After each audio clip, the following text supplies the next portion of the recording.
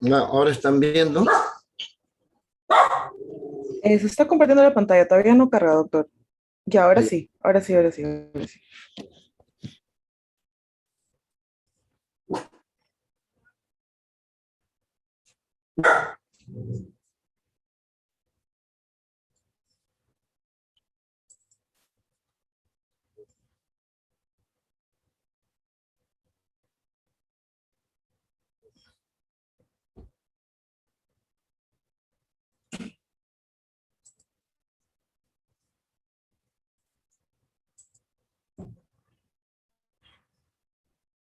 Ya, muy bien.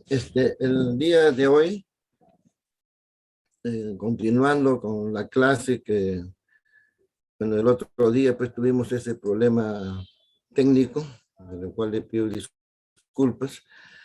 Hoy ya toca tocar el sufrimiento fetal. ¿Ya? Entonces, ya, este, tenemos que hablar sobre el sufrimiento fetal. Mire, saqué esta frase de Chamberlain. Chamberlain es el creador del forceps. Es un que marca un hito en la historia de la obstetricia, también en Inglaterra, ¿no?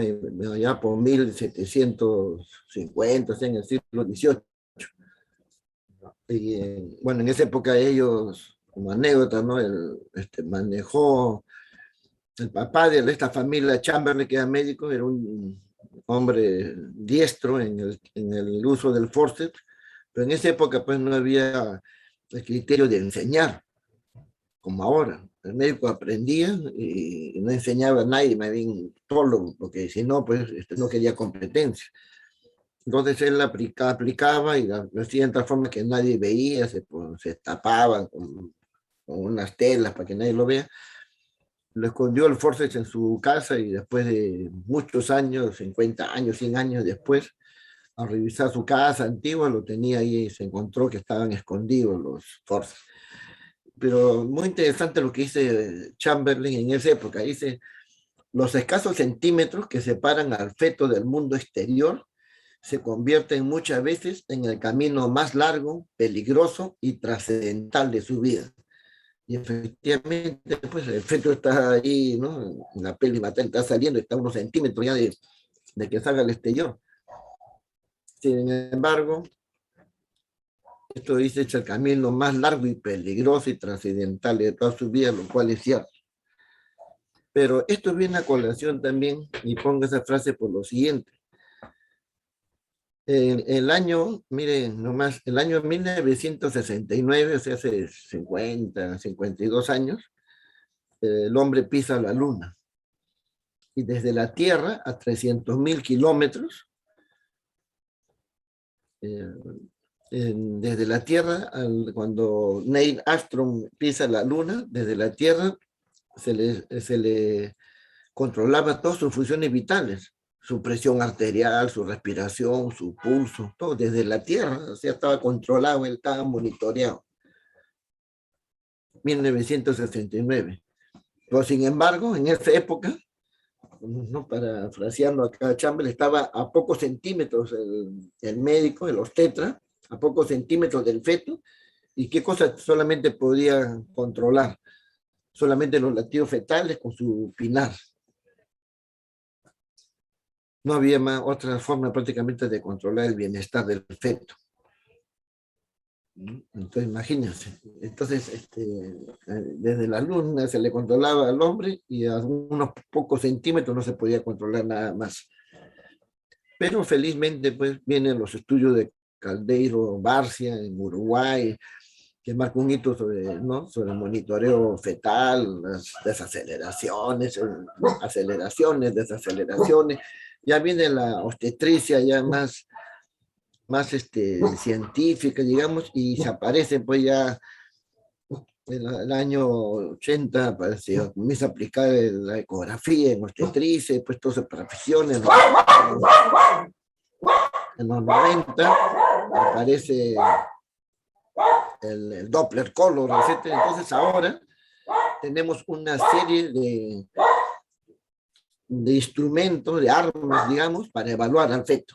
ya se ha estudiado y hay múltiples formas de evaluar al feto. En los años 90 también, Frank Manning, Frank Manning también idea el perfil biofísico fetal, que también marca otro parangón en la historia de la obstetricia, que es lo que tenemos ahora. Tenemos múltiples formas de evaluar al feto.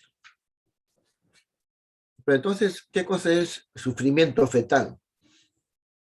Como dice acá, es una situación permanente o transitoria. No puede ser que el feto permanentemente esté en hipoxia, en sufrimiento fetal, o solamente un momento nomás. De etiología diversa. Efectivamente, pues, múltiples causas pueden ocasionar sufrimiento fetal. Y que se caracteriza esta situación por hipoxia, hipercapnia y consecuentemente acidosis, daño celular fetal y otras anomalías en la homeostasis y del intercambio gaseoso materno-fetal. Ustedes saben que a través de la placenta hay un intercambio, ¿no?, gaseoso de sangre. ¿sí? Entonces, eso se altera pues, al producirse esta situación. Ahora, pero el feto, pues, el feto, la naturaleza hace que el feto no solamente se quede ahí esperando ya que le hagan el daño y morir. El feto se defiende frente a estos problemas de hipoxia, etc. Entonces, esos son los mecanismos de compensación, ¿no? De compensación a los efectos indeseables provocados. Entonces, todas estas agresiones, ¿no?, que producen este daño celular fetal por acidosis, hipoxia, etc., y los mecanismos de compensación que tiene el feto, todo esto va a configurar el cuadro clínico, ¿no? Entonces, que tenemos que conocer y ver por qué se producen estas situaciones. Ahora, el sufrimiento fetal puede producirse antes del parto o durante el parto. Durante el parto, pues, el feto tiene contracciones, cada contracción, como habrán visto ustedes, disminuye el aporte sanguíneo, disminuye la gradiente de oxígeno, etc. Pero también puede ser que el feto no tenga contracciones. Está sin contracciones y el embarazo va avanzando y la placenta está trabajando mal, etc., como múltiples enfermedades, puede tener preeclampsia, diabetes, etc., y el feto está en sufrimiento. Entonces, en ese sentido, pues, el sufrimiento fetal se divide en agudo y crónico. ¿Cuándo es agudo? Cuando el compromiso relacionado con la contracción uterina, las complicaciones del cordón umbilical, se instaura rápidamente, ¿no? Ese es el agudo. Y crónico, ese, como su nombre lo indica, pues ya tiene ya, digamos, de larga data o un tiempo atrás está con problemas en la función, en el flujo útero-placentario. ¿Quiénes producen estas alteraciones del flujo útero-placentario? El ejemplo clásico es la preeclampsia, ¿no?, que se caracteriza justamente por una alteración del flujo útero-placentario. ¿Qué otras afecciones pueden ser? Puede ser la diabetes, por ejemplo. Y todo esto va a producir alteraciones y si el feto no recibe oxígeno, nutrientes, no va a crecer, va a producir restricción del crecimiento intrauterino, ¿no?, cuando es sufrimiento fetal crónico. Si es agudo, pues, durante el trabajo de parto, lógicamente no se va a afectar el sufrimiento fetal, porque tiene el crecimiento fetal, porque son minutos, horas que está en sufrimiento fetal. Pero acá, como es de larga data, el feto pues no adquiere nutrientes y se desnutre, restricción del crecimiento intrauterino, otra manifestación del sufrimiento fetal. En la fisiopatología, entendiendo lo básico para no entrar ya en cosas más sofisticadas, ¿qué cosa caracteriza el sufrimiento fetal? Esto hay que tener en cuenta lo siguiente. Uno, hay una disminución del aporte de oxígeno, lógico, pues no pasa la sangre suficientemente, no hay hemoglobina, no hay oxígeno, hipoxia. Y si hay hipoxia, esta hipoxia se asocia con una retención del dióxido de carbono, hipercapnia. Entonces, normalmente, pues, si la placenta está normal, está haciendo su función, hay un buen flujo útero-placentario, el intercambio metabólico va a ser normal. Ahora, el estado normal, ácido base, se fundamenta en un sistema buffer de bicarbonato, donde la eficiencia dentro del útero no es tan adecuada a no tener capacidad de eliminar el dióxido de carbono. ¿Para qué concentraciones son? Las concentraciones de CO2 son de 38 a 44 en el feto, bien importante. Y 18 a 24 milímetros de mercurio en el lado materno. Entonces hay una gradiente también ahí. Ahora, cualquier noxa, cualquier interferencia, cualquier patología que interfiere con la capacidad del feto para eliminar el CO2, aumenta la presión del dióxido de carbono fetal, aumenta el hidrógeno y disminuye el pH, lógico, como consecuencia de esto, entra el feto en acidosis. Esto se define como la acidosis respiratoria. Característico de esto, ¿cuál es? Por ejemplo, que una compresión del corrón, por ejemplo, un prolapso de corrón, el corrón sale, la cabeza del feto la aplasta, no pasa pues, suficiente sangre. También, como dicen acá, enfermedades maternas, pueden ser como la paciente tiene insuficiencia respiratoria, cuadros asmáticos, en el caso de la actualidad por COVID, tiene coronavirus, la madre afecta el pulmón, entonces se produce esta acidosis respiratoria en el feto. Estas alteraciones del dióxido de carbono causan desviación del ácido base hacia la izquierda, pero la producción excesiva de hidrógeno por el feto, ¿no?, que entra en acidosis metabólica, desvía hacia la derecha con un incremento de la presión del CO2. Entonces, vamos a observar ambos tipos de acidosis, metabólica y respiratoria. La hipercapnia profunda puede asociarse con efectos nocivos, ¿no?, para el feto, como hay una alteración del flujo sanguíneo cerebral.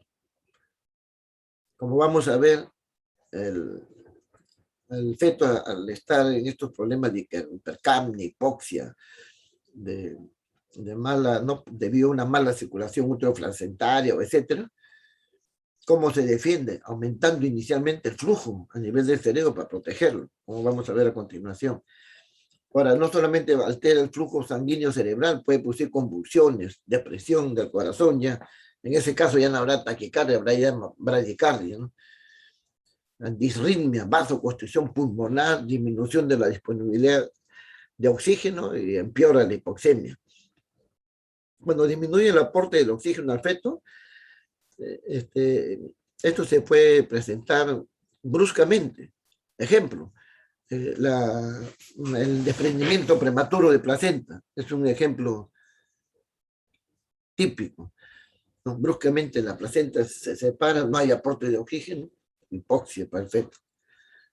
El trabajo de parto hipertónico, en las anomalías en la contracción, por eso es muy importante que ustedes digan, pues, pregunte cómo ha tenido contracciones, cómo están las contracciones, cuánto duran, porque si es un feto que está contracciones cada minuto, contracción, deja pues relajarse el útero y hacer que la gradiente de oxígeno vuelva a su normalidad, etcétera, entonces entrará en hipoxia, porque está permanente el útero. Cada vez que hay contracción, se comprimen las arterias, ¿no? Entonces, por eso hay que tener mucho cuidado con el uso de los oxitóxicos.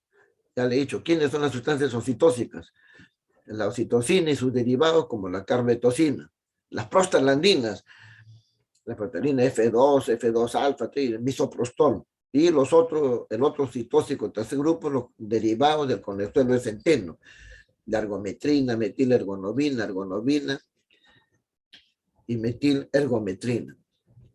Entonces, si nosotros empleamos indebidamente esto, el útero se va a contraer, va a producir hipoxia, ¿no? También es una cosa bien importante que no se repara. La paciente está con hipertensión arterial, por ejemplo, y es una falla constante por no conocer estos mecanismos. La paciente está con preeclampsia, a operarle, y el anestesiólogo, y esto tenemos problemas, ¿no? Ponga la anestesia general.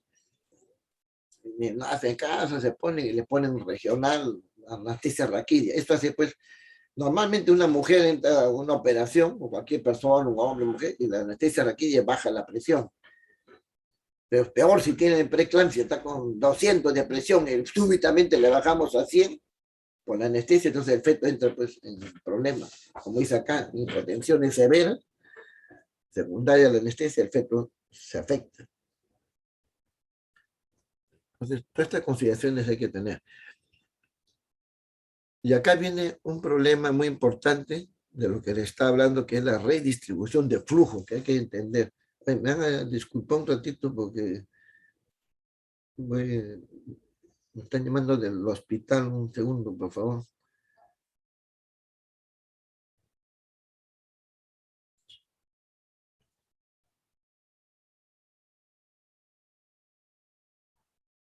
Vayan pensando, ¿qué cosa es la redistribución de flujo?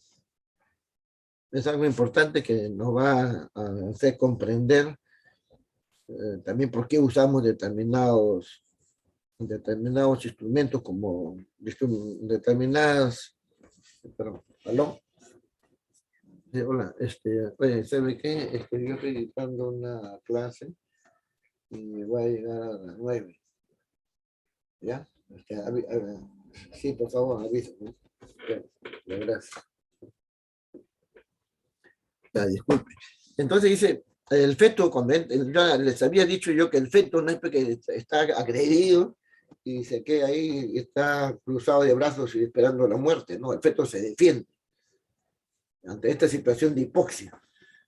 Entonces, ¿cómo se defiende? Mandando más sangre, no sé, le falta oxígeno, entonces defiende los órganos más, los órganos fundamentales para la vida, ¿no? El cerebro, el corazón y las glándulas suprarrenales. Entonces envía más sangre ahí. Entonces, eso se llama la centralización del flujo o redistribución de flujo. ¿Qué cosa es la redistribución de flujo? Es un mecanismo de defensa del feto frente a la hipoxia, que hace que mande más sangre al cerebro, al corazón y a las glándulas suprarrenales. Y si manda más sangre a estos órganos, tiene que mandar menos sangre al pulmón, menos sangre al intestino, menos sangre al hígado, menos sangre al riñón.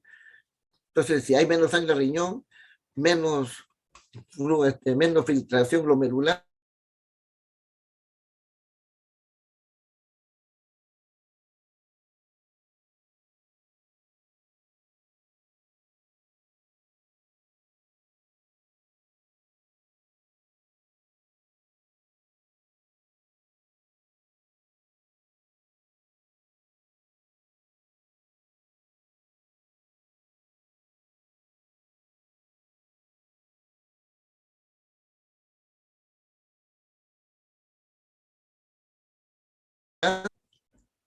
Tenemos que ver, hay tres causas fundamentales del oligodrama. Una es porque se ha roto la bolsa, ¿no? Rotura de membrana oligodrama. Otro, que haya una anomalía geniturinaria del feto. El feto justamente no produce orina porque tiene una alteración, tiene una obstrucción de la uretra, etc. Y la tercera es por el sufrimiento fetal crónico, ¿no? Que ha hecho que haga una redistribución de flujo y por lo tanto por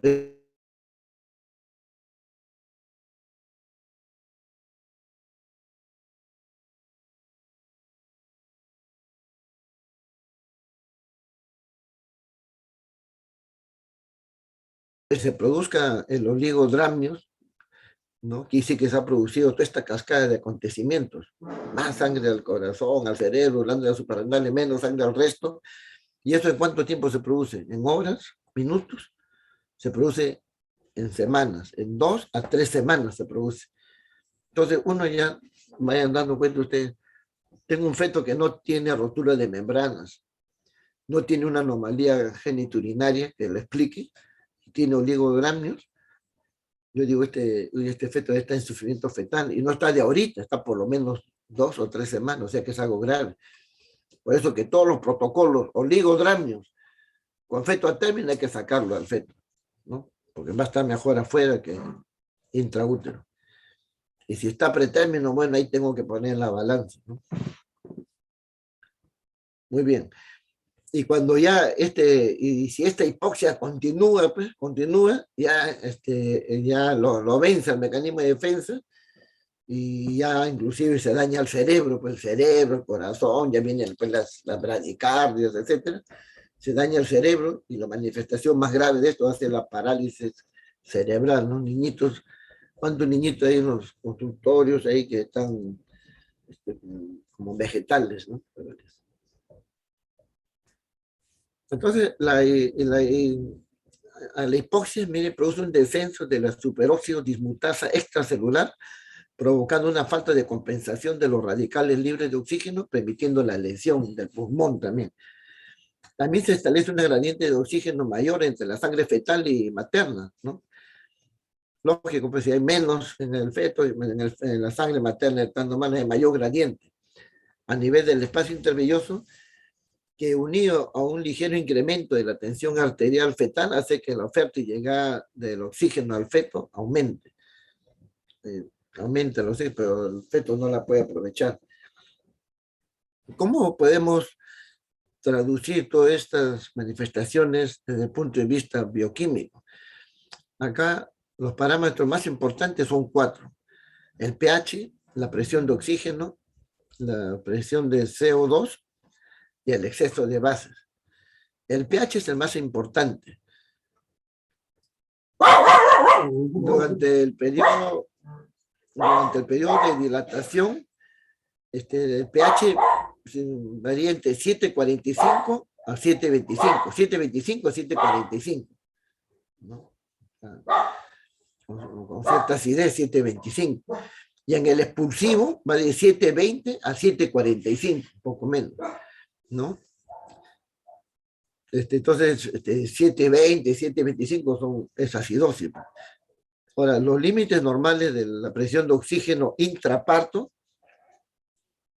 son 25 y 15 milímetros de mercurio.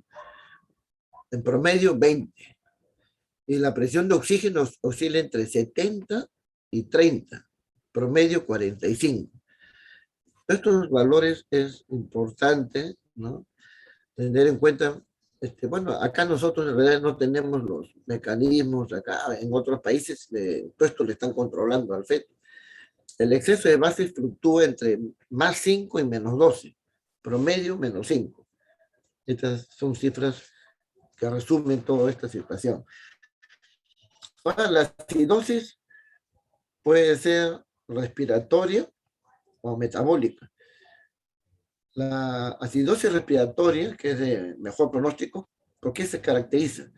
Por un pH muy importante que tengan en cuenta esto, el pH menor de 7.25, la presión de oxígeno más de 60 milímetros de mercurio y el exceso de bases normal. Peor, pues,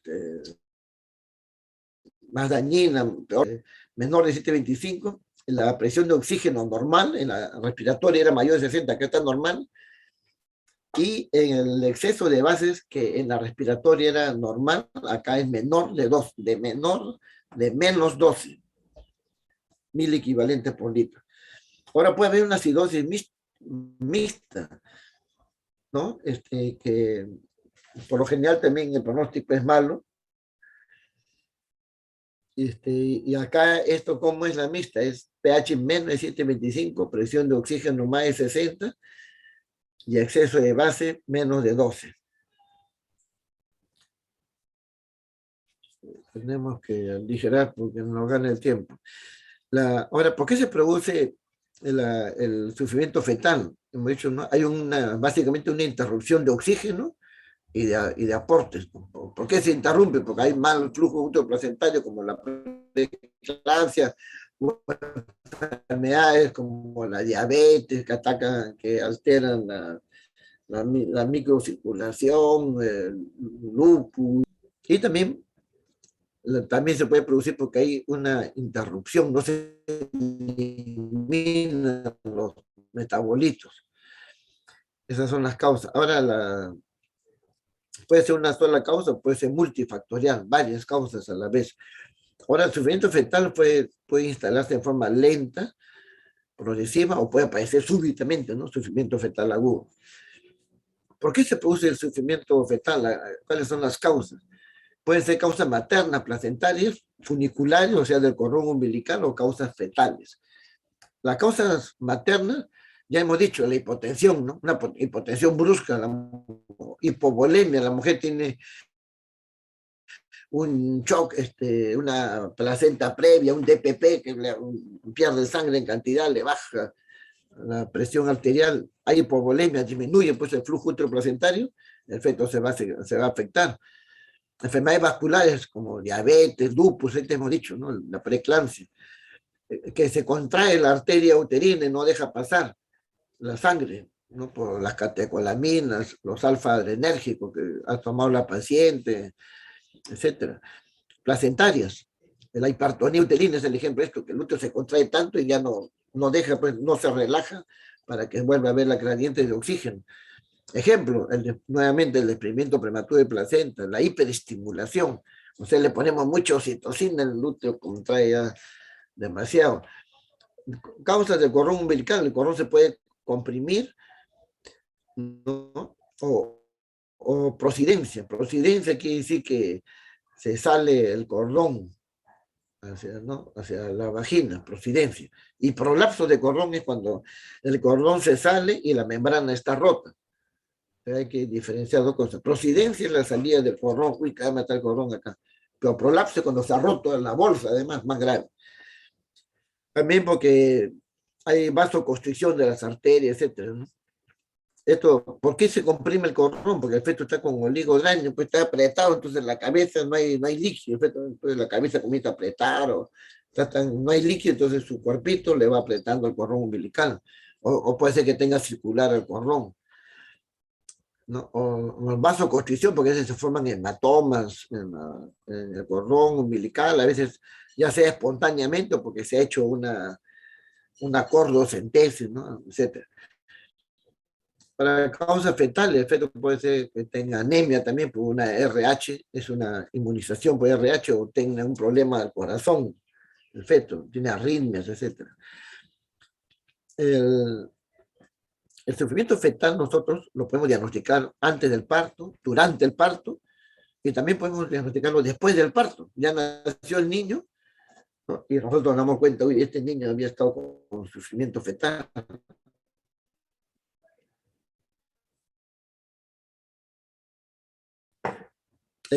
Antes del parto, ¿qué pruebas tenemos que hacer? El test no estresante que vamos antes, el perfil biofísico fetal, la estimulación vibroacústica y el Doppler color. Aparte del autocontrol de movimientos fetales también que hay que poner ahí, autocontrol de movimientos fetales. Durante el parto, ¿cómo lo monitoreamos, cómo diagnosticamos este sufrimiento fetal? Simplemente con un monitoreo electrónico continuo. El feto está con su monitor electrónico y ahí va saliendo súbitamente, o comienza a bajar los latidos, entonces detectamos, ¿no? La ocultación intermitente en la frecuencia cardíaca fetal también es otro aparato que hace esto, o si no, la oximetría del pulso fetal, que se puede hacer, o si no, medimos el feto si está encefálico, está dilatado 3, así, aplicamos y sacamos pH del cuero cabelludo fetal. Y ya nació el feto, nace y vemos el agua tiene 5, 4, entonces ha estado en hipoxia. Ahí mismo le hacemos un gases en sangre al feto que ha nacido, y también podemos determinar que estuvo en hipoxia. Y también hay unas pruebas de Valar, etcétera, ¿no? Para ver el desarrollo neurológico del feto y ver en qué medida le ha afectado esa hipoxia. Ahora, ¿cuáles son las respuestas frente a la asfixia? Hemos dicho que va a haber dos situaciones, hipoxemia e hipercapnia. Entonces, ¿esto qué va a producir? Va a producir un metabolismo, sobre todo la hipoxemia, un metabolismo anaeróbico. Se va a producir esto, no sé, ¿tú acuerdas del ciclo de Krebs, etcétera? Se va a producir acumulación de ácido láctico y eso va a producir acidosis metabólica. O sea, por ambos motivos se produce acidosis metabólica, por la acumulación de ácido láctico y por la asfixia propiamente dicha. Ahora, el feto, ¿qué hace? Pues, ¿cómo se responde a la asfixia? Primero, el feto no se mueve ya mucho, pues, es lógico, entonces tiene que ahorrar energía. Es como una persona que está enfermo, un niñito que está enfermo, un niñito sano está corriendo todo, pues si está enfermo, esa gente está ahí, ¿no? Sentadito, no se mueve mucho, ¿no? Otro es que disminuye la contractilidad y disminuye el gasto cardíaco del feto, ¿no? Y esto va a producir, lógicamente, hipoxia y acidosis. Ahora, vasoconstricción y hay hipoperfusión de los órganos blancos. Ya le he dicho que primero, pues, manda más flujo de los órganos fundamentales, pues vaya, si la hipoxia continúa, se va a afectar también el cerebro, el corazón. Entonces, como consecuencia de todo esto, va a haber bradicardia, ya se afectó el corazón, hay bradicardia, hipotensión en el feto y lo más grave, lesión neurológica, ¿no? Se ha dicho, cuando el caso extremo es la parálisis cerebral, ¿no? Antes, si no muere, queda con parálisis cerebral, pero hay otros que no tienen parálisis cerebral, ya tienen diferentes grados de lesiones neurológicas. Por ejemplo, el déficit de atención. Los niñitos no rinden al colegio, etcétera, es porque al momento del parto han tenido pues una hipoxia. Entonces, años después, cuando va al colegio, o si no, hay retraso al caminar. Sí. Por favor, ¿qué día pasa a San Bartolomé para yo acoplarme para regresar en esos días? Martes,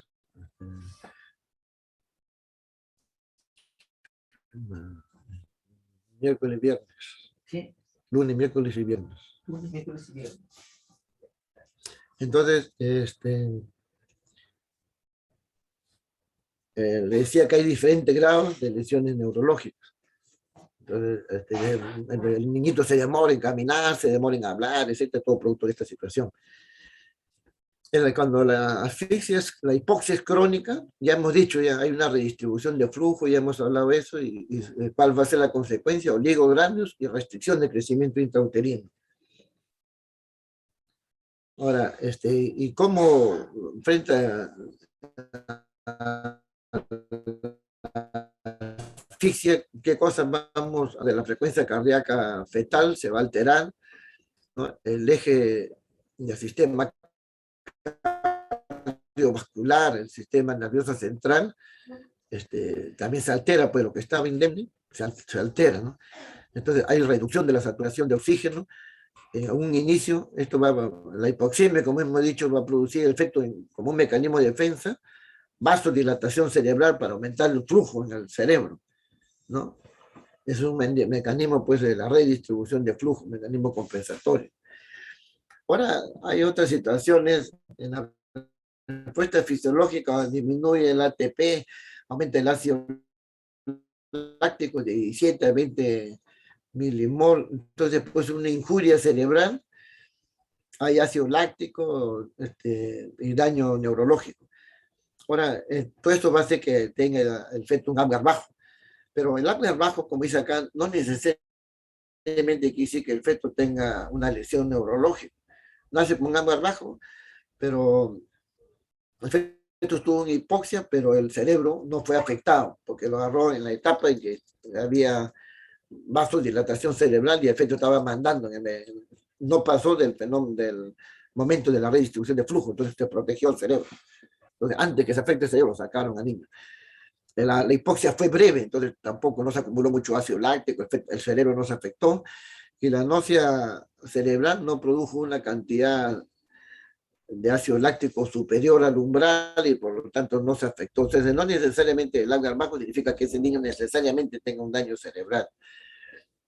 Ahora, en las causas básicas, acá en la disminución del aporte de oxígeno va a haber menos oxígeno, aumento de hidrógeno y aumento del CO2. Y si no se elimina el CO2, va a haber aumento de la presión del CO2, aumento del hidrógeno y disminuye el pH. Todo eso va a ocasionar la acidosis mixta. Clínica y diagnóstico. Acá, ¿cómo es? Acá está un poco largo esto, pero ¿qué es lo que queremos decir? ¿Cuál es la clínica de crecimiento fetal? Ya le hemos dicho que nosotros pues, escuchamos los Mientras el hombre estaba en la luna, acá solamente podíamos escuchar los latidos fetales. Y hasta ahora eso es muy importante, ¿no? Tenemos pruebas, como hemos visto, del Doppler, etcétera, pero la ocultación de los latidos cardíacos, si el feto entra en taquicardia, bradicardia, o hay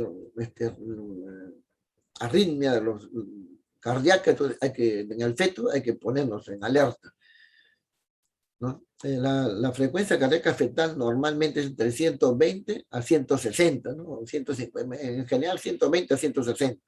Menos de 120 bradicardia, más de 160 taquicardia. No, ahora, esto no es cuestión de ver un ratito nomás, se considera que hay que estar un buen rato, unos 10 minutos controlando, ¿no? Y para hacer la línea basal. Entonces yo le controlo durante unos 10 minutos, y está 140, así. Esa es otra cosa muy importante. El feto no tiene 140, 140, no es una línea así. Puede ser que esté a 140, es normal, pero si está así, que no varía, 140, 140, 140, una línea plana, es malo, ese feto puede morir, se está próximo a morir, es grave. Normalmente la frecuencia cardíaca fetal es oscilante, está 140, 135, 155, así, ¿no? Eso es lo normal, que vaya así, y no en una línea plana.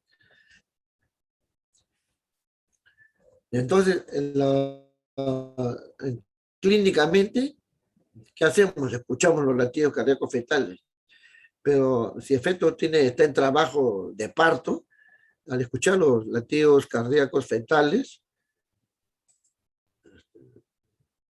bueno, al escuchar los latidos cardíacos fetales, tenemos que identificar tres situaciones: la desaceleración temprana, desaceleración tardía y la desaceleración variable, ¿no? Que fue lo que hizo Caldeiro Barcia en 1969, justo cuando el hombre llegaba a la luna.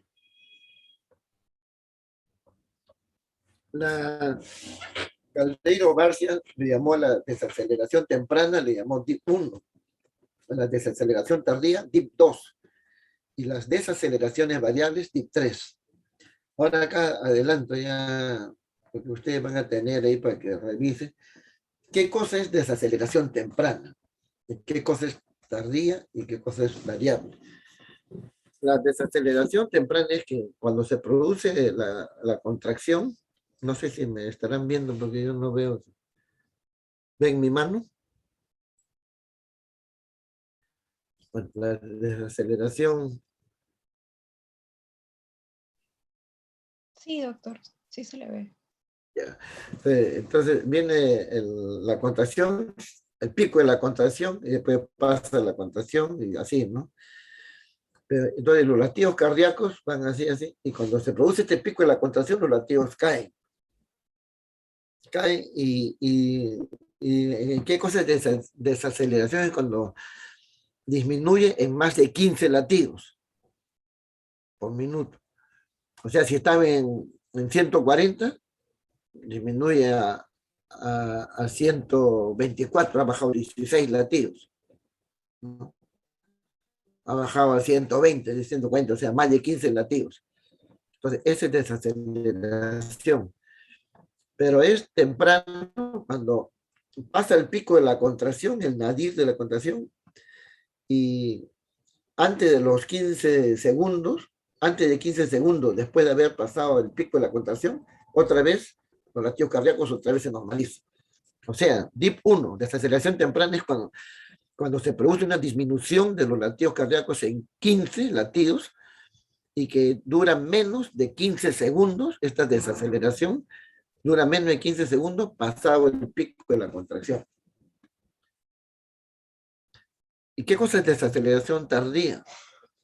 También la frecuencia cardíaca disminuye en más de 15 latidos, pero que perdura más de 15 segundos, ya no menos de 15, no más de 15 segundos. Pasa la contracción, en la desaceleración temprana, antes de los 15 segundos se normaliza. Acá pasan 15 segundos y no se normaliza. Esa es desaceleración tardía. Disminución de los latidos cardíacos en 15 latidos y que perdura más de 15 segundos después de pasado el pico de la contracción. ¿Y qué cosa es desaceleración variable o DIP3? Es aquella que se produce en la contracción, como estamos viendo, o sin contracción. No hay contracción y se produce una desaceleración. ¿Ya? Y también se caracteriza, bueno, hay otras cuestiones que lo caracterizan, que la variabilidad también aumenta mucho, no va así, sino así, hay unas oscilaciones grandes de la variabilidad del feto. La variabilidad de los latidos cardíacos, ¿no? Debe ser de 5 a 25. Pues le estoy diciendo que no es solamente 140, no es una línea plana, o sea, va, mínimo tiene que ser 140, baja a 35, sube a 45, si la basal es 140. O puede ser hasta 25. Si es menos de 5 la variabilidad, o sea, varía solamente en 3, 140, 143, 137, va así, 3 para arriba o 3 para abajo.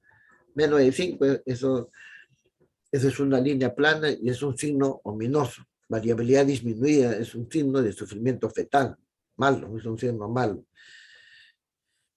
Y el otro, que cuando la variabilidad es muy alta, más de 25, también está asociado a problemas de cordón umbilical.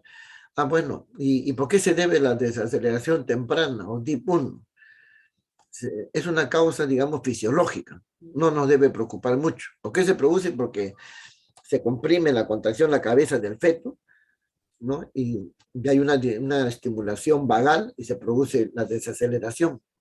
Y después se normaliza, pasa la contracción. Eso es normal. DIP1 es normal. La desaceleración tardía, eso sí nos preocupa, porque quiere decir que la placenta, hay poca reserva placentaria, la placenta no está trabajando bien, y con esta compresión, etcétera, de la cabeza, el feto demora en restablecerse su frecuencia cardíaca. Entonces, desaceleración tardía, eso es patológico. Y la desaceleración variable o DIP3 está asociado a problemas de cordón, no de placenta, sino el cordón puede tener pues, muy importante eso, ¿no? Las causas de cada uno. La 1 fisiológica, la 2 patológica, y la desaceleración 3 o variable, problema de cordón umbilical. ¿No? Y bueno, ahí está todo lo que les he explicado.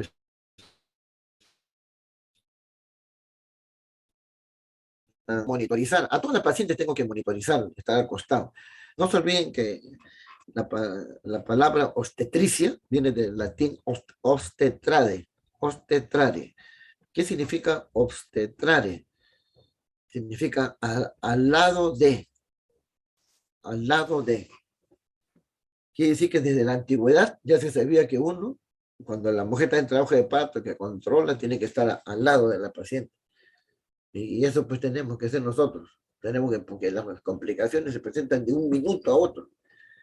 Eso es lo que los residentes nuevos vienen, se producen esos problemas, ¿no? Está bien, se descuidan, rápidamente viene y ya se complicó. Ya. Uno no se puede, tiene que estar permanentemente vigilando, ¿no? A todas las pacientes, pero a quienes con mayor, a las que por ejemplo, si un feto tiene meconios, el trabajo de parto está prolongado, no dilata adecuadamente, se ha pasado la curva de alerta en el partograma, el expulsivo se ha hecho prolongado, le estoy administrando, le estoy induciendo con oxitocina, todo, ahí con mayor razón hay que controlar mejor. Ahora, la aparición del meconio. El meconio se considera dentro de la clínica también, que le he dicho, así como hay alteración de los latidos cardíacos, es un signo, la alteración del meconio es otro signo, ¿no? Y se produce porque debido a la hipoxia se estimula el parasimpático y esto provoca una contracción peristáltica intestinal y relajamiento del esfínter anal y el feto expulsa. Eso también se produce cuando el feto está en podálico. Entonces, si está el feto en podálico y vemos un meconio, eso es fisiológico. normal porque está comprimiendo la cabeza, etc. Pero un feto que no está en podálico, en meconio, hay que sospechar de sufrimiento fetal. Pero acá viene una cosa muy importante. También que dice acá, hay que tener en cuenta, no, hay personas que generalizan, un líquido meconial está en sufrimiento fetal, y no es así. ¿Por qué? Porque, como dice acá, se observa meconio solamente en un tercio de las acidosis fetales, o sea, no todas las acidosis fetales tienen meconio, solamente en un tercio de esta aparece meconio. Y solamente en el 20% de las acidosis fetales se encuentra solamente en el 20% de las acidosis fetales en los casos de líquido meconiano. O sea, en un tercio de las acidosis fetales va a haber así meconio, pero de 100 fetos que tienen meconio, ¿no? Solamente el 20%, o sea, de 100 el 20, ¿no? 20, una de 5 va a ser acidosis. O sea, si yo agarro 100 fetos con acidosis fetales, 30 de esas van a tener líquido meconiano. Pero si agarro 100 fetos, no con acidosis, no, 100 fetos con meconio, 20 de esos van a tener acidosis. Bueno, el tiempo no gana, vamos a aligerar. Entonces, estas son ya pues el problema del sufrimiento fetal. Ahora, ¿cómo vamos a controlar esto? ¿Cómo vamos a diagnosticar? ¿Cómo vamos a saber si el feto está o no en sufrimiento fetal? La primera prueba, la más barata, la más simple, la más inocua, es el autocontrol de los movimientos fetales, ¿no? El feto tiene una serie de estadios conductuales. Hay estadio 1F, el sueño tranquilo, hasta el 4F, que el feto tiene movimientos corporales, oculares, etc. Entonces, hay que diferenciar también. El feto puede ser, uy, no se mueve, eso no significa que esté mal también, porque el feto está simplemente durmiendo. Entonces hay que esperar un rato o hacer una estimulación vibroacústica. No sé si el feto está durmiendo o no, se hace lo que se llama estimulación vibroacústica, que porque si ustedes lo mueven así, el feto así está enfermo, ustedes lo mueven, el feto se va a mover. La cosa es no hacer eso, pero sí haciendo una estimulación vibroacústica con un aparatito, se pone y emite como unos sonidos y se supone que un feto normal debe moverse. Y si no se mueve con eso ya es más sugestivo de que el feto esté sufriendo. Ahora, el feto comienza a moverse con mayor intensidad entre las 28 y 34 semanas, ¿no? Cada madre tiene su propio patrón de percibir los movimientos fetales. Ya sabemos que el inicio de los movimientos fetales es entre las 18 y 22 semanas que aparecen los movimientos. Ahora, ¿cuántos son los movimientos los normales?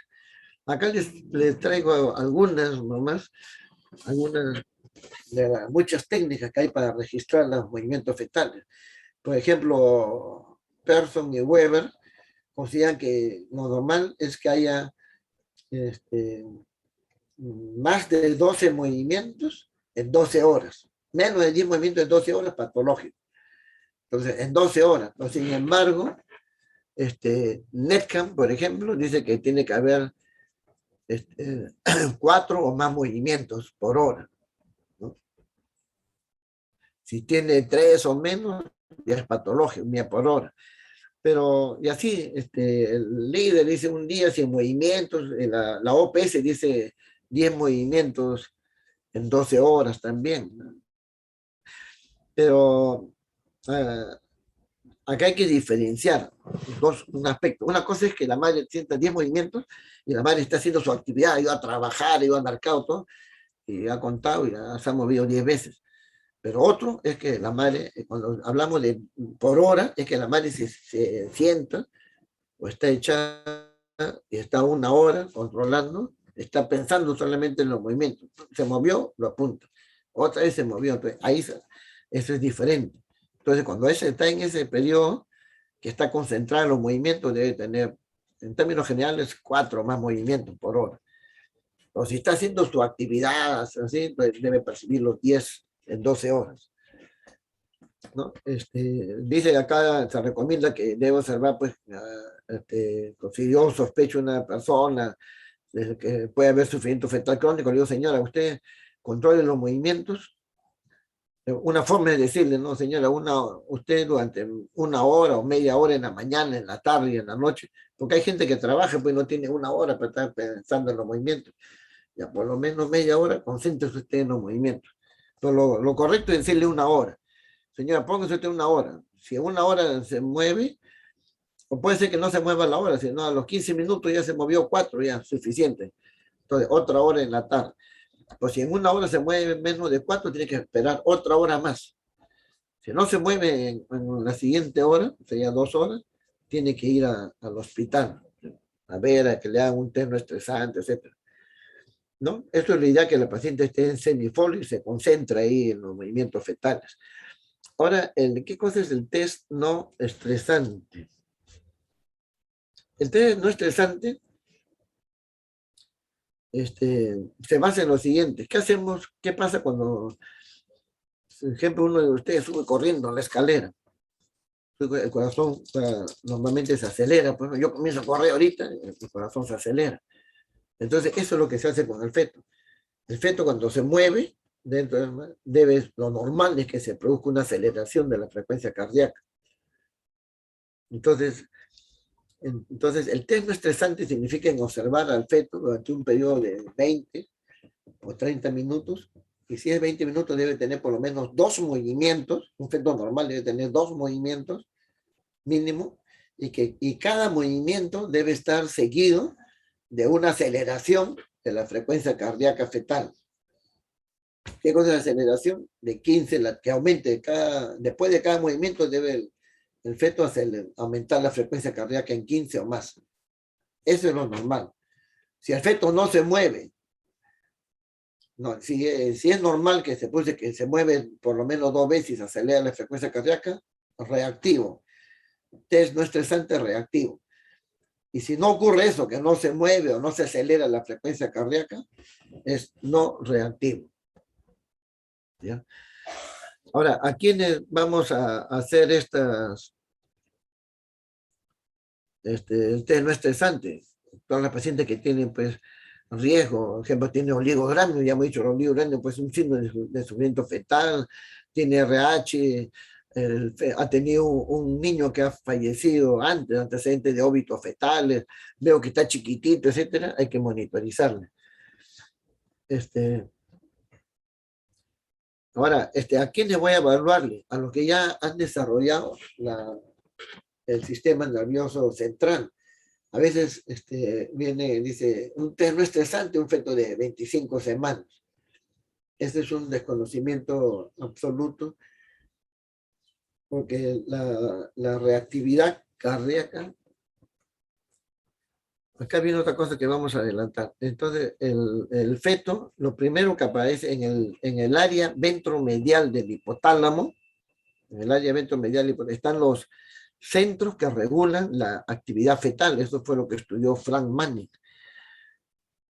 ¿Cuáles son esos centros que regulan la actividad, las actividades biofísicas? Se llaman 3 biofísicos.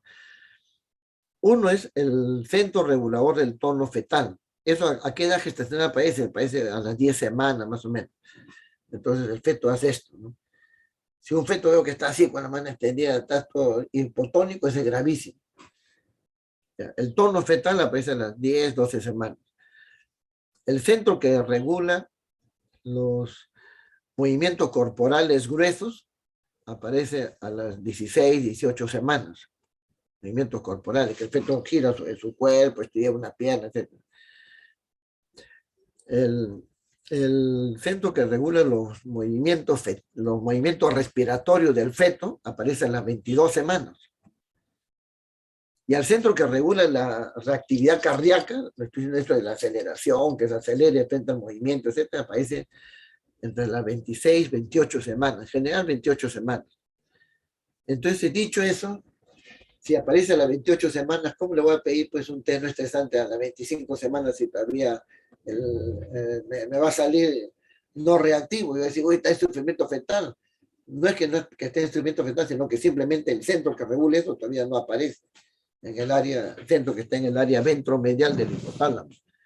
Entonces, no se debe hacer a los menores de 28 semanas, a los que tienen el sistema nervioso está inmaduro, si tienen feto anencefálica. A veces el sentido común es el menos común de los sentidos, es una gran verdad. A veces un feto que está con anencefalia, problemas cerebrales, le piden un test no estresante. ¿Ya? Primero lugar, si está con anencefalia no va a sobrevivir. ¿Ya? ¿De qué no vale decirle, está salido bien su test no estresante? Eso es engañar, pues, ¿no? Y además, lo más probable es que no se mueva, pues el feto va a salir alterado porque tiene una alteración, ya no sea no solamente cerebral, sino cardíaca, etcétera, severa, va a salir alterado. Ahora, si la madre está crítica, está con COVID, eso no vamos a esperar que el feto se esté moviendo como si nada, también está afectado, entonces, ¿para qué pedirle? Esta prueba es rápida, es barata, bueno, relativamente barato, porque tú compras un aparato y dura para cientos de pacientes, ¿no? Puede ser ambulatorio, está ahí 20 minutos, 30 minutos y después se va a su casa. Y acá está la desacción temprana, variable, prolongada, que ya hemos hablado. ¿Cuántos minutos más tenemos, Valeria? Doctor, ya se cumplió la hora, pero creo que podemos darle 15 minutos más. Ya, máximo, ya, está bien. Acá en este punto, mire, dice, el test no estresante tiene una sensibilidad del 90, sensibilidad del 50, especificidad del 90, valor predictivo positivo de 50 y valor predictivo negativo de 99.8. ¿Qué cosa significa esto? Esto es muy importante que tengan en cuenta. Sensibilidad del 50% y especificidad del 90%. Entonces hay que recordar qué cosa es sensibilidad.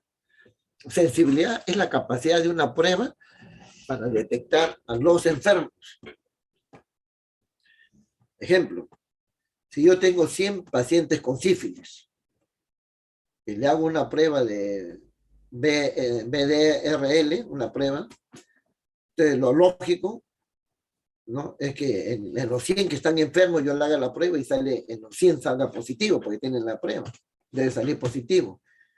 Pero le hago la prueba y me sale solamente en 80 positivo. Quiere decir que ese 20 que tiene la prueba le ha salido negativo, es un falso negativo. Tiene 20 falsos negativos y en el 80 acertó.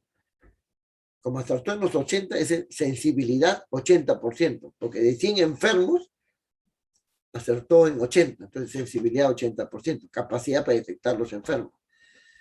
La especificidad es que yo no agarro, mi universo ya no son enfermos, son gente sana. Entonces yo agarro 100 personas sanas. 100 personas sanas y le hago la misma prueba de la sífilis. Un BDRL. Y le hago la prueba, entonces lo lógico es que en los 100 me salga la prueba negativa. Pero me sale negativo en 90 nomás. Quiere decir que 10 son falsos positivos. En 10 me ha salido positivo, como si estuviera enfermo y en realidad está sano. Entonces, de 100 sanos, salió la prueba normal solamente en 90. Entonces, esa es especificidad 90%. Ustedes se dan cuenta, el universo, uno era 100%, el universo era enfermo y el otro son universos sanos. ¿Qué cosa es valor predictivo positivo? Cuando hablamos de valor predictivo, ya no agarramos como universo a pacientes sanos, enfermos. Mi universo van a ser pruebas. Pruebas. Entonces, por ejemplo, yo agarro un test estresante y le digo a la señorita, por ejemplo, a la secretaria, señorita, tráigame 100 test estresantes que hayan patológicos. 100 test estresantes patológicos. Acá están los 100 patológicos, ya muy bien. Esto salió un patológico. Ahora quiero ver, determinen ustedes, estos 100 que la prueba salió patológica, cuántos realmente nacieron con patología, nacieron con asfixia.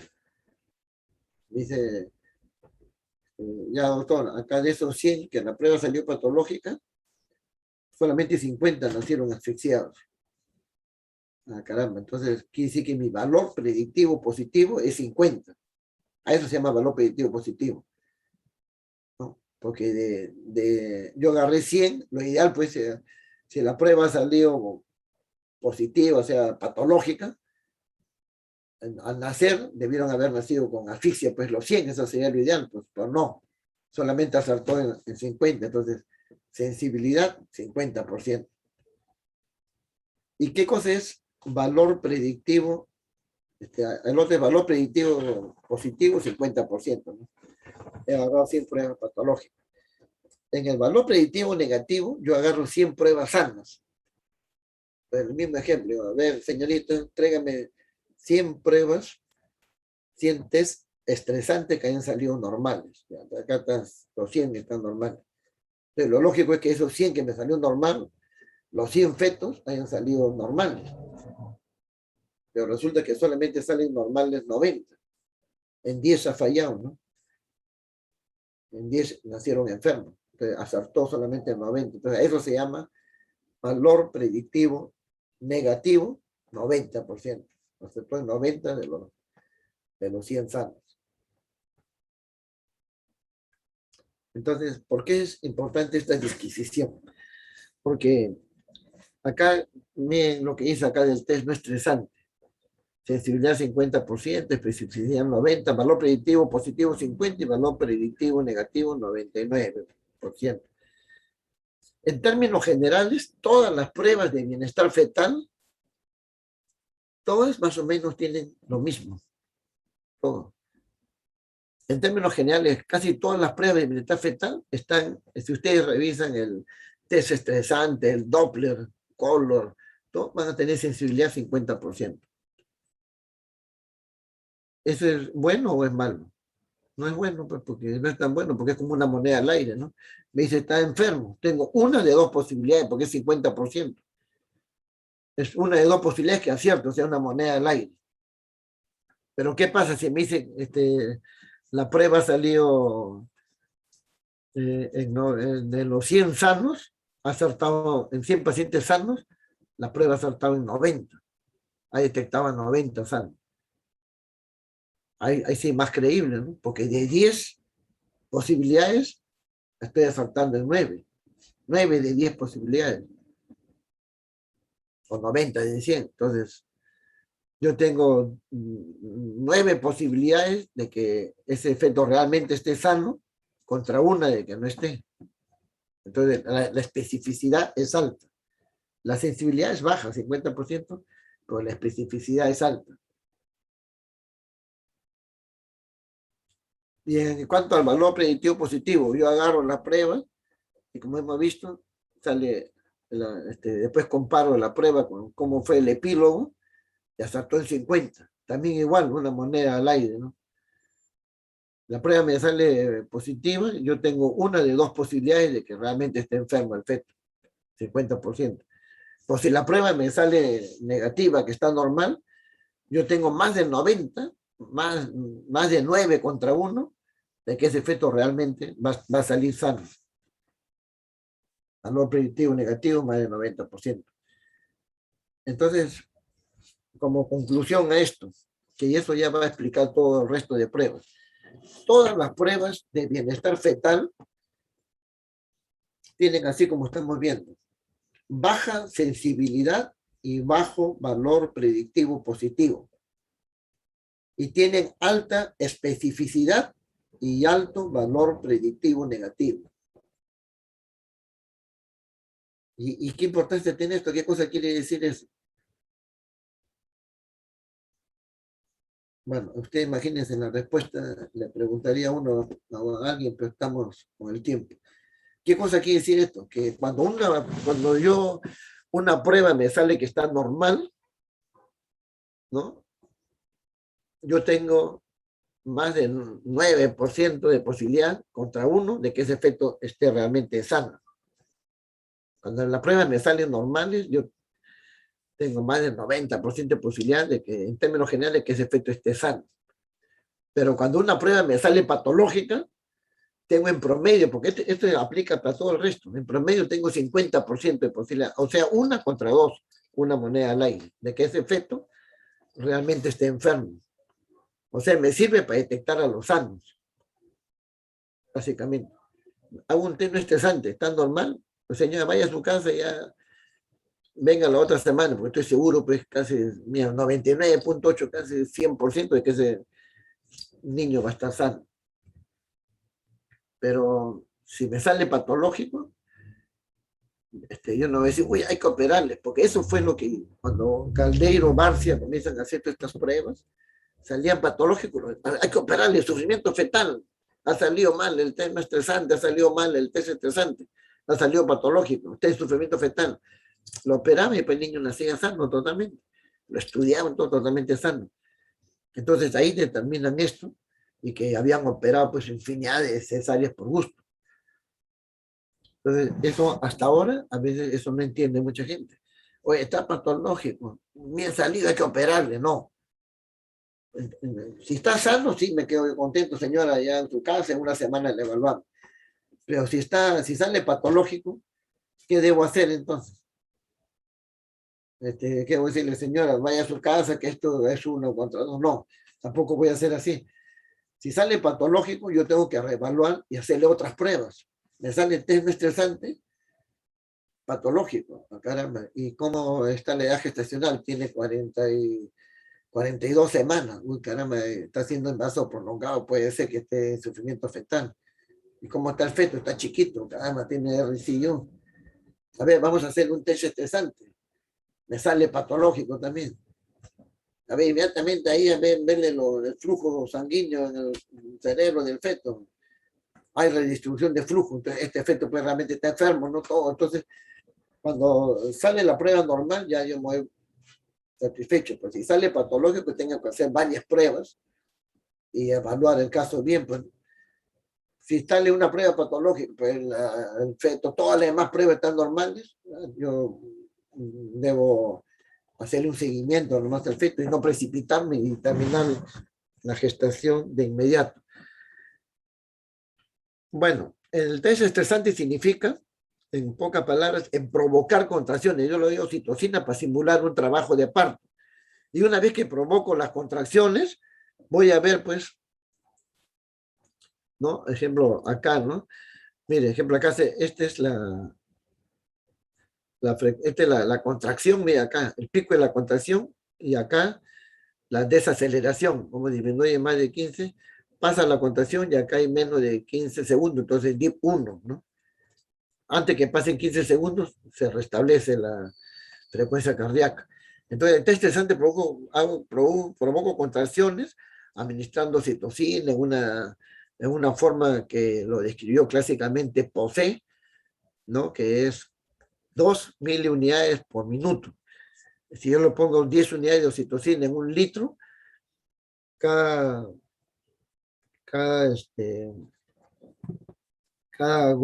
2 gotas va a ser 1 miliunidad.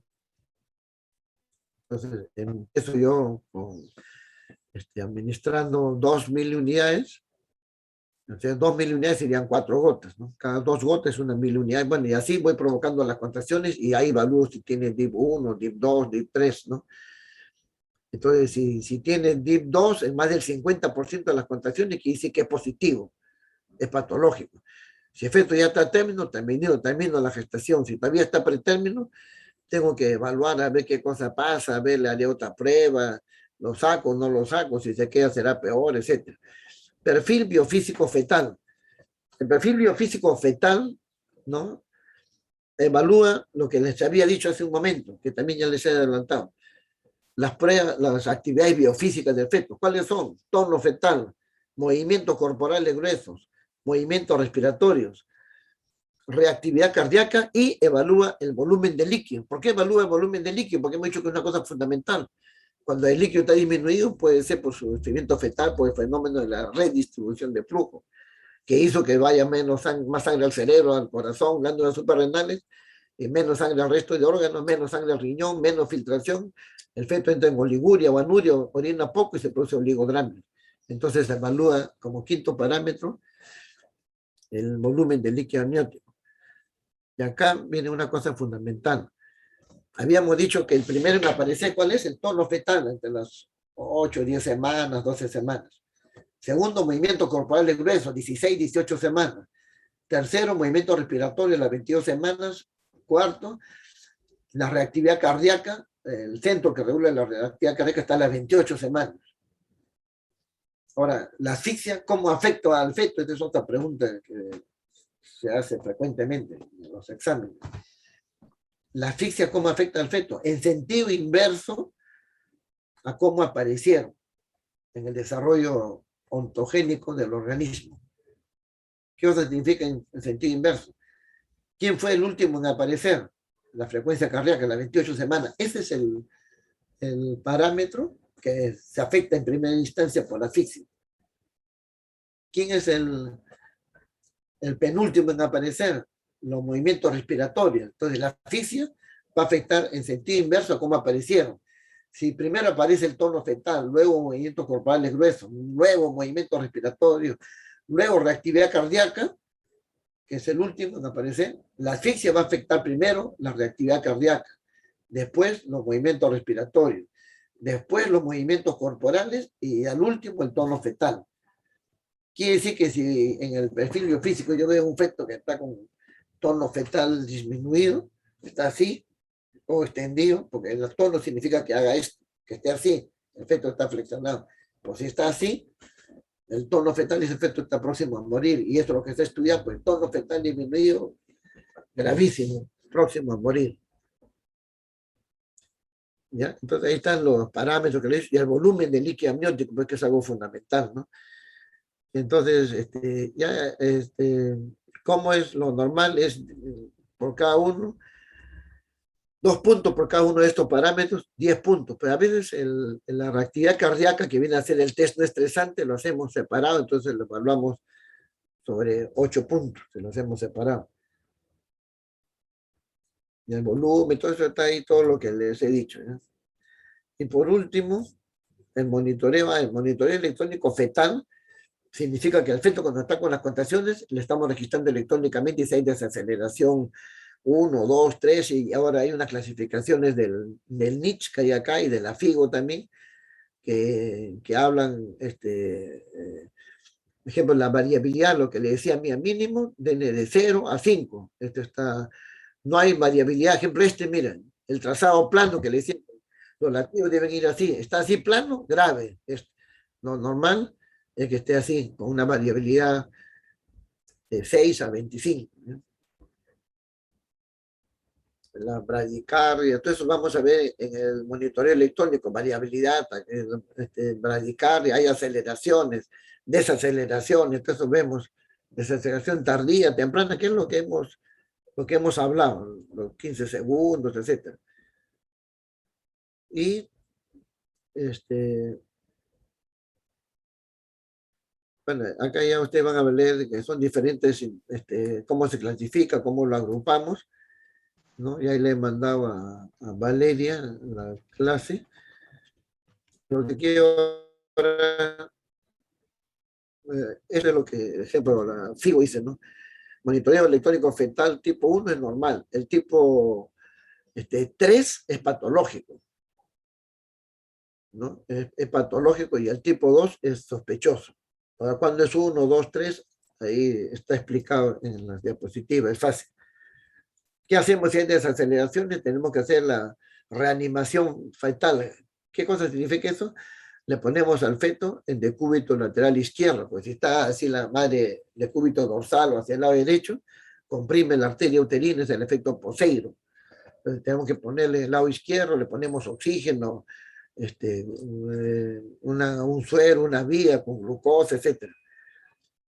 Hay que corregir la hipotensión de la madre. Si hay hipertonía, también corregirlo eso, ¿no?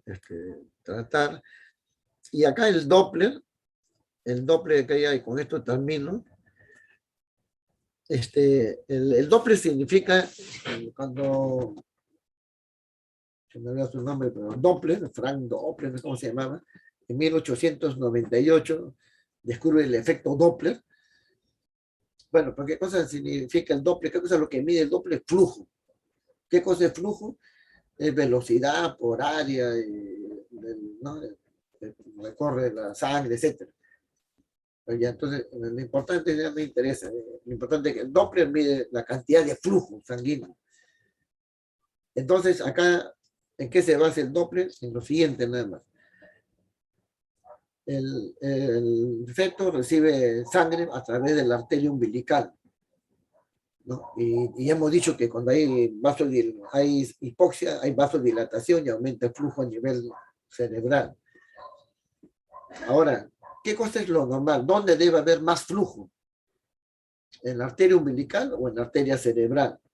Debe haber más flujo en la arteria umbilical, ¿no? Y si hay más flujo en la arteria cerebral que en la umbilical, quiere decir que estamos frente a una redistribución de flujo, que el feto está con una noxa y para protegerse está mandando más sangre al cerebro, que es lo que hemos dicho, la redistribución de flujo, un mecanismo de defensa. ¿Y cómo detectamos esto? Con el Doppler. Medimos el Doppler en la arteria umbilical y en la arteria cerebral media. ¿Y cómo se registra el flujo? A través de la resistencia. Entonces la pregunta es, ¿cuándo hay más flujo? ¿Cuando hay más resistencia o menos resistencia? La respuesta es cuando hay menos resistencia. Es como un globo, tiene la pared gruesa, tiene más resistencia para que pase la sangre más difícil, para que se distienda. Pues si la pared es delgadita, hay menos resistencia, pasa rápido, ¿no? El aire igual. Si hay menos resistencia, pasa más flujo. Entonces, normalmente, ¿dónde debe haber menos resistencia? ¿En el cerebro o en la arteria cerebral o en la arteria umbilical? Debe haber menos resistencia en la arteria umbilical, porque hay más flujo. Y si es al revés, estamos en la redistribución de flujo. Entonces, el Doppler simplemente significa, la máquina ya te procesa. Cuando recién salió uno tenía que ser local, pero la máquina te procesa, tú pones el caliper en la arteria umbilical y te dice índice de resistencia 0,50. Y le pongo en la arteria cerebral, dice índice de resistencia 0,80. ¿Dónde es mayor resistencia? En la cerebral, porque es 0,80. El otro tenía 0,50. ¿Y dónde hay más flujo? Entonces, el que tiene menos resistencia. Si es menos 0,50, es menor que 0,80. Entonces, quiere decir que el que tiene 0,50 tiene más flujo. Eso es normal, está en la arteria umbilical. Pero si yo al revés hago este Doppler, en la arteria umbilical me sale 0,40, 0,60, y en la cerebral me sale 0,40. La cerebral tiene menos resistencia, por lo tanto más flujo. Entonces quiere decir que se ha producido la redistribución de flujo por una hipoxia y está mandando más sangre al cerebro. Entonces en eso se basa el Doppler, en pocas palabras. ¿Ya? Entonces, ahora viene acá una cuestión, esta es la línea basal que sacan. Cuando la diástole, esta es la sístole, esta es la diástole. Cuando la diástole es más alta, quiere decir que hay más flujo. Porque la resistencia se basa entre sístole menos diástole, una fórmula matemática. Entonces, si hay menos diástole, va a ser pues mayor resistencia, porque sístole menos diástole sobre diástole, etc. Pero poniendo al numerador nomás sístole menos diástole, si la diástole es menor, va a ser mayor, pues, y por lo tanto va a haber más resistencia, menos flujo. Entonces, a medida que se acerca a la línea basal, hay menos flujo. Como acá no hay diástole. Esto es algo grave. Y acá peor, no solamente no hay diástole, sino que se ha ido hacia abajo.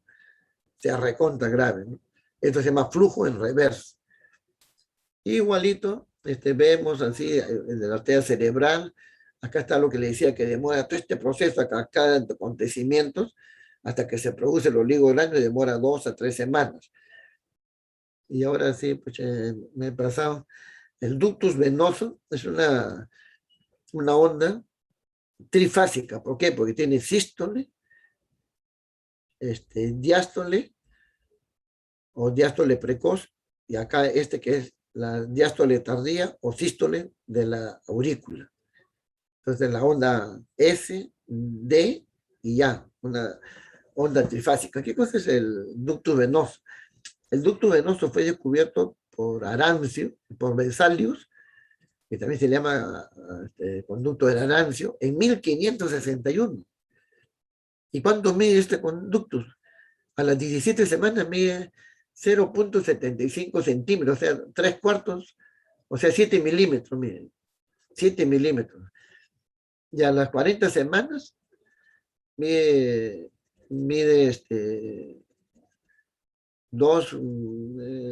15 milímetros, mide, un centímetro con ajustes, de 2 a 1 centímetro. O sea, es algo muy pequeñito. ¿Y por qué estamos hablando de esto? ¿Qué importancia tiene? Porque por este conducto que viene la sangre de la arteria umbilical y pasa por el hígado, etcétera, y pasa con tal fuerza, es donde es el vasito donde la sangre circula con mayor velocidad que en todo el organismo. Acá le han puesto a las 20 semanas 60 centímetros por segundo, pero un feto a término circula entre 80 a 120 centímetros segundo, o sea, pasa una velocidad tremenda y eso hace que ingrese a la vena cava y con tal fuerza que a través del foramen oval pasa entra en la aurícula derecha junto con la vena cava, aurícula derecha, pues este va con tal fuerza el flujo que atraviesa el foramen oval, yéndose a la aurícula izquierda, de ahí pasa al vestíbulo izquierdo y de ahí pasa a oxigenar, porque lleva sangre oxigenada. Importantísimo este vasito.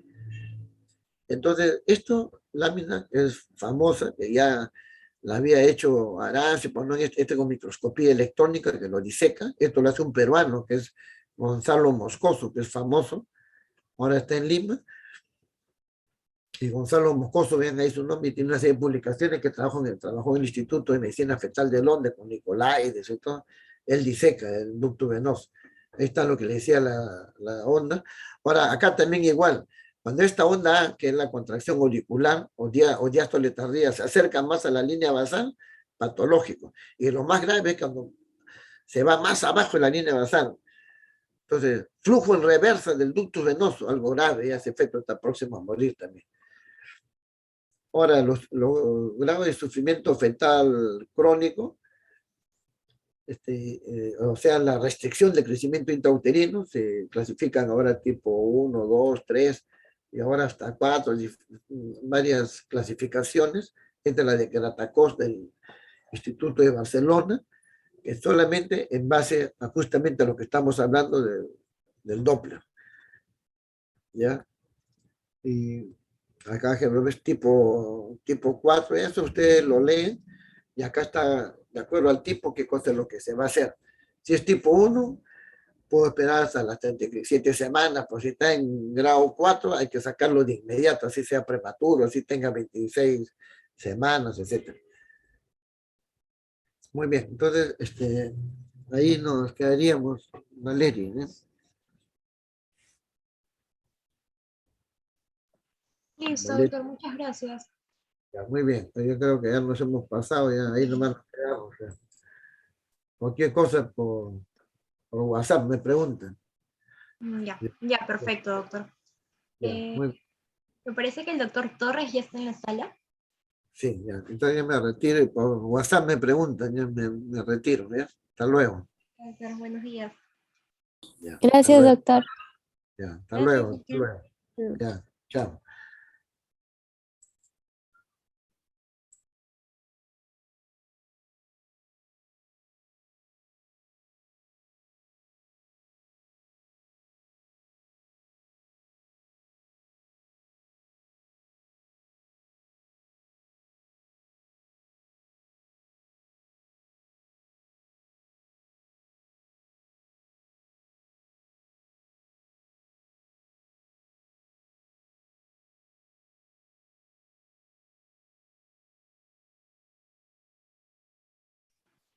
Doctor Torres, buenos días.